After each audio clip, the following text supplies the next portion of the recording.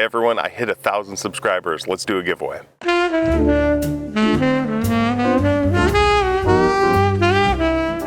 All right, so as I just mentioned, I have crossed the 1,000 subscriber mark, which is about 999 more than I ever expected to get. So thank you all so much, truly from the bottom of my heart. I really am genuinely surprised that I ever even reached this level. So it's been a lot of fun so far, hoping to keep it fun. And today I am going to be doing a giveaway. We'll talk about that at the end. But first I wanted to go through some subscriber requests. So I picked up some fragrances that people have been asking me to smell, and we'll talk about them today. Starting off here from Saul, I have Agua Brava, and this is from Puge. So thank you, Saul, for recommending this one. Nice atomizer.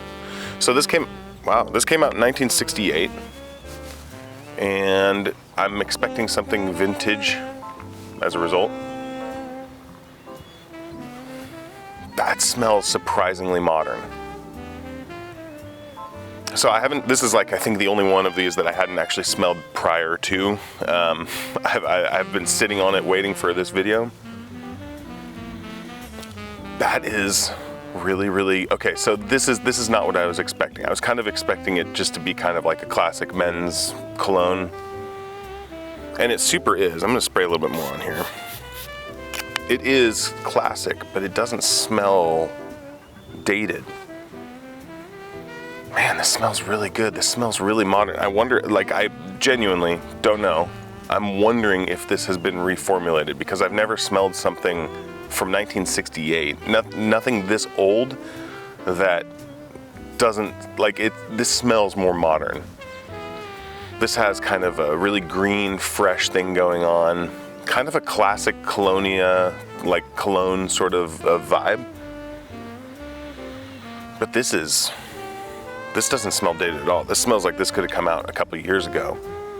Just as like a nice, fresh, spicy fragrance. This was also really cheap. I would put this into the same category as like the Colonia line from Acqua di Parma, like a classic men's cologne where you got the citruses. And then there's kind of the herbaceousness underneath it. Man, this is really good, actually. I was a little bit skeptical, not because I thought it was going to be bad, but because I'm untrained and my nose, when I smell old stuff, it kind of all runs together to me to some extent. That's become less the case over time. However, this smells really, really good. I'm not just saying that. It is an eau de cologne, which kind of, I think, matches. This is lighter, but again, this was also less than $20. Yeah, I would wear this. I think this totally fits in the spot that, like, getting Acqua di Parma Colonia or something like that, or Club Colonia, or anything from that line. It's got a vague soapiness, though it's not overpowering, which I really like. You know, I don't have to like battle against a soapy note. But the citruses are great. Like, I would expect in something around this price level for it to be a little bit more lemon pledgy, and that's not the case at all here. Like, this is a really nice, like, juicy citrus fruit. This is great. This is really, really great. I'm gonna wear this probably while we've still got some summer left. This seems like a great, refreshing summer fragrance. Yeah, the vibe I would get for this is like classic men's cologne, but totally feels modern. For 1968, I have to assume that Puge has reformulated this in the years since. The batch number, for anyone curious, is 325811, it looks like. This is great.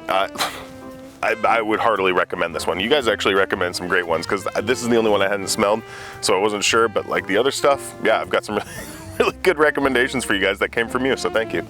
All right, next up actually are two fragrances that came as a recommendation from someone who is no longer in the United States and can no longer get these, and wanted to see if I could give some similar recommendations for something similar. And I don't have the answer for that yet, but I did want to talk about them because they're both really good.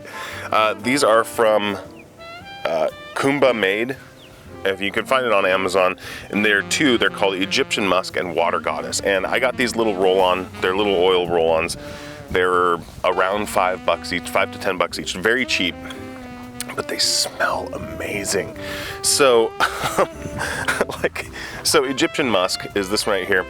And this to me, when I put this on, this smells like hugging someone who has clean laundry on, but like all of the perfume has kind of vaporized off. So all of the kind of scent that they add to the laundry detergent has kind of gone away, and all you have left is kind of that musk at the very base. This to me smells very much like that. Like this is, I'm putting a little on my wrist here.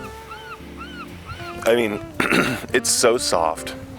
It's so like, this is when I say something is cozy and inviting, it gives this vibe. Oh my gosh, it's hard to describe, but when you smell it, you just want to fall into this. I can totally see why this is your obsession. This is a great scent. I don't have an answer for you yet, a good answer on something like it. Partially because I just think like, this is so good, but it's also simple. Man, this smells so pickin' good. Yeah, it just like this, honestly, like Egyptian musk is just this really pleasant laundry scent, and I've talked about that in other fragrances. I think for this one, the closest vibe that I have is Modern Man from Banana Republic, which I'll throw a picture up, but I can't say that it smells the same because that one adds a bunch of stuff onto it. It's not as simple as this one. It adds, I think, like some apple. I think it has some lavender in there as well, but it does have that vibe of like the fresh laundry that Egyptian musk does. So I think it's worth checking out if you're looking for something. You can't get a hold of this, but man, nothing quite like this. This is it's truly a beautiful scent. Like I highly recommend, just for the kind of like, wow, that's really cool. It's worth $5 or whatever it is on Amazon. Kumba made Egyptian musk, worth checking out. The second one is Water Goddess, which is like it's doing something else completely different. I wouldn't say Water Goddess to me is the vibe that I get, because when I smell this, to me, it's almost like there's a little bit of tobacco there. The thing that this makes me think of is this to me smells like hugging my mom when we're in Maui or something like that. Like we used to go over there and occasionally for vacation. And this all makes me sound way richer than I am. I'm not. But Water Goddess to me just has like, I can't figure out what it is exactly, but there's something there that screams Hawaii to me. Smells beachy in a way, not in like a sunscreeny or soapy sort of way. Like this isn't like the coconutty sort of way, although coconut, it doesn't smell like coconut. It just has, this has a tropical vibe that I can't quite pin, but it just, man, this takes me straight to Maui. More than any other tropical or beachy or vacation sort of scent that I've smelled. This to me is like I've walked off the plane in Maui, you know, greet my mom or something like that. It just kind of has that. It's like vaguely feminine, though I love the crap out of wearing it myself. Both of these I think would probably be considered vaguely feminine, but they smell so good. Like honestly, this is like one of those situations where I really just have to like tell you to blind buy it because they're inexpensive. Go on Amazon, buy Kumba made Egyptian musk and Water Goddess. I don't think you'll regret it. If for no other reason than these are like almost therapeutic. Like I wish I could tell you. I'm gonna try and figure out what is in these exactly that I'm smelling, because I don't know musks as well as I would like to, but I will say the vibe, Egyptian musk to me is, I think, the best expression of fresh laundry that I've ever smelled that doesn't smell like soap.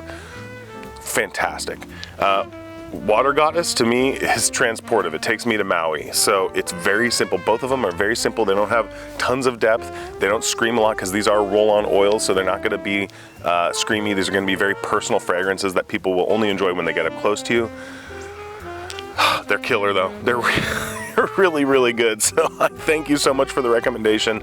I'm gonna do some more research into these and I will be returning to them to discuss them some more. All right, last up, I picked up from Ulta.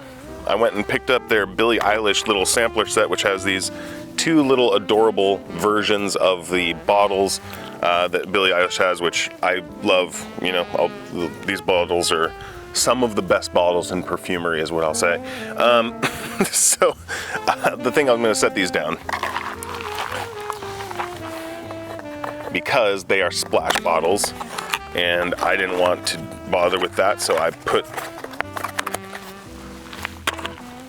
some of the juice into a couple little sample bottles to make it easier for me to spray and talk about both of these. It was specifically Billie Eilish number 2 that my subscriber wanted me to check out, but they're both really good. So I'm going to talk about both of them. So I'll start with number 1 because I think number 1, both of these are kind of shockingly good. Like, you know how Ariana Grande's fragrances are better than they have any right to be? I think these are better than that. I think these are on a different level. Billie Eilish number 1 is one of the best vanilla fragrances I've ever smelled. So like the thing about vanilla is so often it's really popular among women's fragrances especially, that it can just veer very, very feminine, and so men only are left with kind of like what, Club Black as like the only thing that like is unisex enough for men to wear.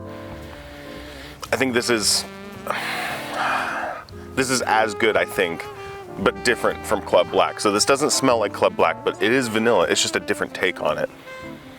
And I think this works, again, completely unisex. Maybe slightly feminine leaning, but it's so good. It's so good. It's like vanilla, but there's like, rather than kind of the spicy, incensey sort of thing that you get from Club Black, this to me leans a little bit more into the floral side, which makes you think that it's going to be feminine, but it's kind of still got this dusty, I don't know, I get this kind of like dirty vibe from it. Without being unclean, I just mean like it's not like a very bubbly, sweet vanilla. This is kind of more of a dark brown vanilla. It's so good. It's so inviting and warm. It's so friendly. It's so much better than a $50 fragrance has any right to be. I think you can actually even get Billie Eilish number 1 for cheaper than you can get Club Black in a lot of places, which is insane because it's really, really good. I'm going to be picking up a full-size bottle of this. I'm going to be picking up a full-size bottle of Billie Eilish number 2, and I think I'm going to just blind buy the number 3 that came out, I think this year, because these two are so amazing. So let's talk about number 2. Number 2 is interesting for an entirely different reason. Very different from number 1. Number 2 is a unique creation, but it has a whole lot of Palo Santo wood in it. And if you know anything about fragrances and you know anything about the hype stuff recently, then you will maybe guess that this has some similarities to Tom Ford's Ebon Fume. And you would be correct. So yes, this is a lot like Ebon Fume. It's not a clone. In fact, I would actually venture to say, I think this is a little bit more wearable than Ebon Fume. Ebon Fume is beautiful. I love it. It's rich, it's deep, it's strong. And I think it's that strength that makes it a little bit more situational. This has the same sort of vibe. It smells very similar without like being an exact clone. But there's something about this that makes it a little bit more universally wearable to me. I feel like this is something, Ebon Fume to me feels a little bit more situational. And this to me is like the vibe of Ebon Fume, but you can wear it at any time for some reason. It's dialed back a little bit. It's a little bit more restrained. And these all sound like downsides, but I actually really like this quite a bit. I think I might even like this more than Ebon Fume. And so also, this is, again, like $50 or it's like 50 or 60 bucks that you can find online for a 100 ml bottle of this. It'll scratch the same itch that Ebon Fume does, which is like $400 for 50 ml or something like. I don't know exactly, but Tom Ford's so insanely expensive. This is this is great. So I'm absolutely going to be picking up both of these full-size bottles, especially coming into winter. They both are going to be great. and I'm super curious about the third. So stay tuned, because I'm gonna do some video about those. All right, so let's do the giveaway. Finally, we're finally to it. So first place, we'll do this. I've already talked about it, but third, quote unquote, third place is a tester of Azzaro's Wanted Tonic. It does not have the cap on it, but they have like a little thing here to protect it from spraying. But yeah, here you can see the bottle. I will say this, I understand that I am on my own island when it comes to Wanted Tonic. I really enjoy it. Other people don't. If you get third place and you don't want Wanted Tonic, we'll chat over email, and maybe I can like send you some samples or something like that from my collection if you'd rather have that, because I don't want it to go to waste. I really like Wanted Tonic. So second place, which I thought would be just a little bit more universally liked, but also not talked about enough, is Amir's Vibrant Spicy Tobacco. I got a new bottle of that. This is the clone of Byredo's Tobacco Mandarin, which is really great. It's one of my favorite fragrances. I got a bottle of that last year. Both this and that have been kind of an obsession of mine, so it seemed fitting. And there couldn't be a better first place than Cowboy Grass from DS&Durga. I have a 50 ml tester here, but it's beautiful, love it. I think that were I to have a signature scent, that would be the closest that you could get to it. Cowboy Grass has been such a formative fragrance for me personally, and just there's something about the way that it is transportive that really speaks to me, and really kind of taught me a lot about fragrance in a very short period of time. So it has been an obsession of mine since I smelled it the first time. Continues to be. I continue to love everything from the house, so I figured there's no better way to represent my thanks for 1,000 subscribers than that as the first prize. So the actual contest itself, I will put the full details of the dates, which we're gonna have this run about a month. So I'll put all of the full details into the description so you can get that there. But in order to enter, I want you to leave a comment, like this video, and leave a comment that says my most wrong opinion from the entire history of my channel. What am I the most wrong about? And trying to be more interesting than Wanted Tonic, because if you think I'm wrong about Wanted Tonic, that actually means you're wrong about Wanted Tonic. So do that, enter, leave a comment telling me my most wrong opinion, and then I will do like a random selection in about a month, and then I'll probably the following week. So we'll have a month starting from when this video is posted, and then it'll close, and then the following week is when I will announce the winners. So we'll get in more detail when that comes through, but yeah, thank you so much again for 1,000 subscribers. Truly, I'm stunned that I ever reached that, and here's to 10,000 when I get there. So thank you so much. Have a good one. Bye.